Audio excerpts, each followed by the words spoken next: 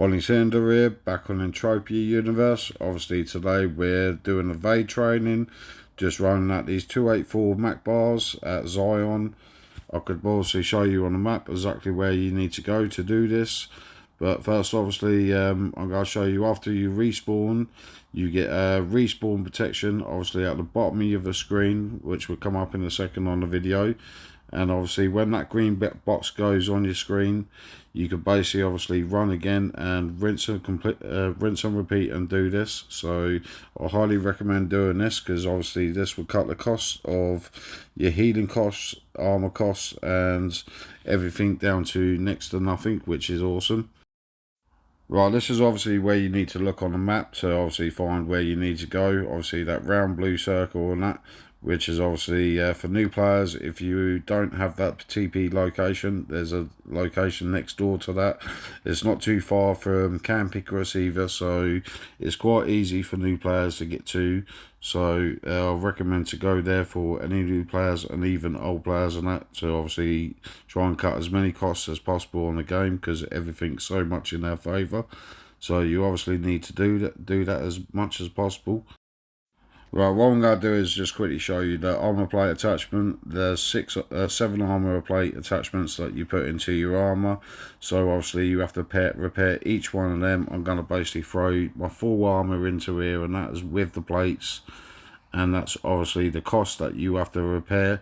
So if you had as much evade and the other skills as possible, you wouldn't need to wear armor. You could begin to fight other mobs.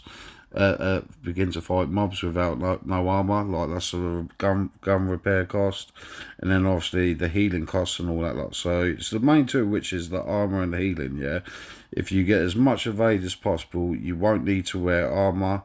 Obviously this is basically the skills that you would get for it. You would basically get agility, evade, dodge, alertness, and so many other skills and all that lot. Obviously I can't remember all of them because there's loads of them, but it's definitely worth doing. I recommend any new player to do this, even old players. I'm even still doing it now to try and cut the costs as much as possible and be able to fight higher level mobs without my armor on. And if I obviously want to go hunt level 15s or so, I'll just put my armor on and go hunt them. But generally you can hunt between like 17,000 of age, you can hunt between like level 7s to 12s and all that lot, which is pretty good.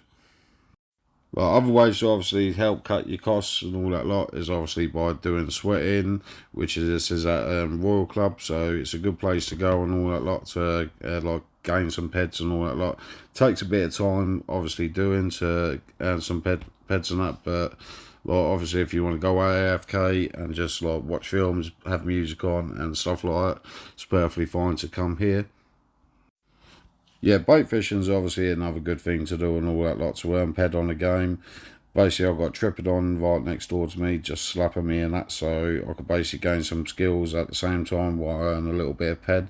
So give that one a go, it's definitely worth doing.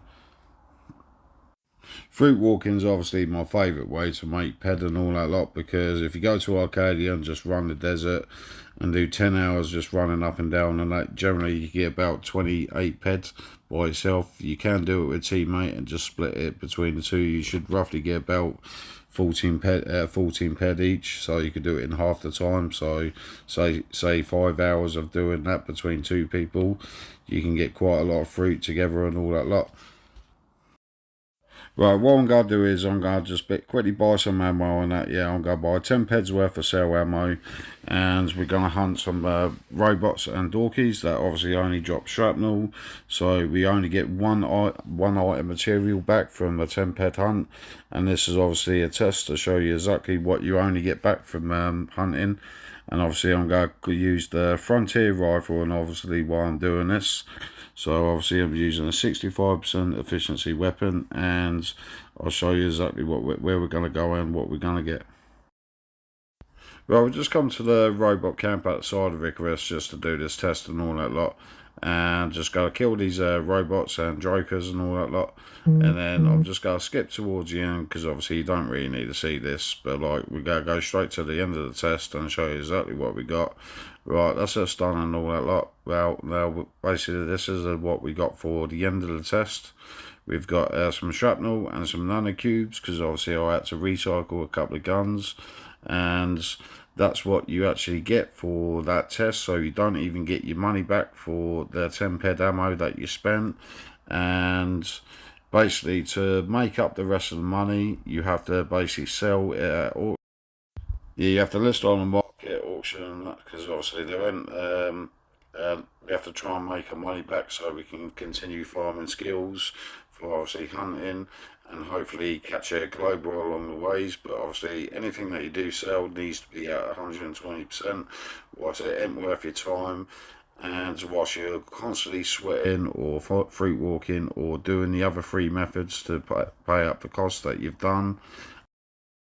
Yeah, going back to obviously the Vade training at Zyron, so obviously if you could try and get as much Vade and the other skills as possible, this will help you out massively in the game.